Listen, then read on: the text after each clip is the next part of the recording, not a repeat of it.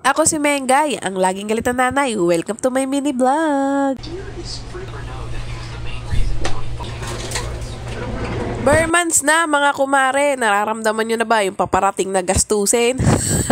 Kasi ako, oo, ramdam na ramdam ko na. At dahil ramdam na ramdam ko na nga ang paparating na gastusin, ito na nga sinimulan ko na nga dito sa pagpipintura nitong buong bahay. Bali, una kong pipinturahan itong dingding namin na napuno ko na nga ng wallpaper tapos sinira lang ng aking bunso. Sa dami-dami niyang laruan mga kumare, ito talagang naisipan niyang kutkutin. Aray ko! At dahil sa kapasawayan ng aking bunso, ito na paggastos na nga ang nanay Mengay nyo. Diba? Pag Bermans talaga napakagastos ng person. Pero hindi mga kumare, binala ko talaga magpintura nitong buong bahay namin dahil nga Bermans na. Syempre, gusto nating salubungin ng Pasko ng maliwanag at maliwalas at malinis ang loob ng bahay. Charis!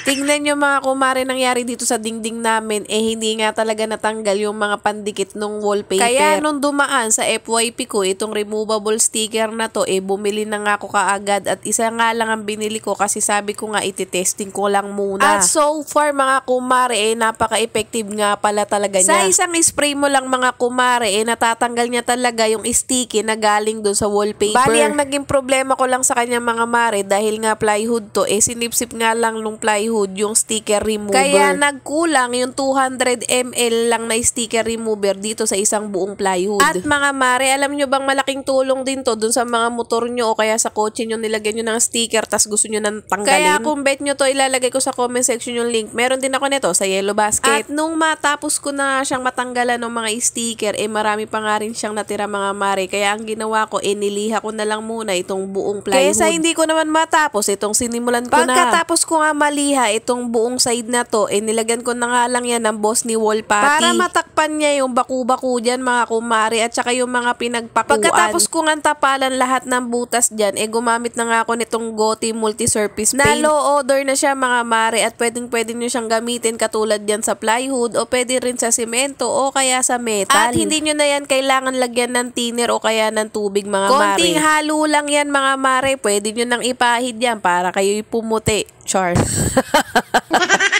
Bali, color white na nga lang muna itong in-order ko mga mare dahil may balak akong kulay talaga dito sa loob ng bahay namin. Kaya kung bet nyo to, ilalagay ko sa comment section yung link. Meron din ako nito sa Yellow Basket ko. At habang nagpipintura nga ako dyan mga kumare, napapaisip na nga ako ng mga gagastusin ko para mabago naman yung ambience nitong buong bahay namin. Napakagastos naman ng person, hindi naman anak ng kontraktor. Charis.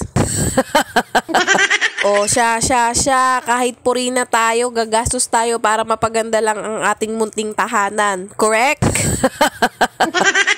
Walang titigil sa paggamit ng spay later hanggang hindi tayo napupusasan. Charis.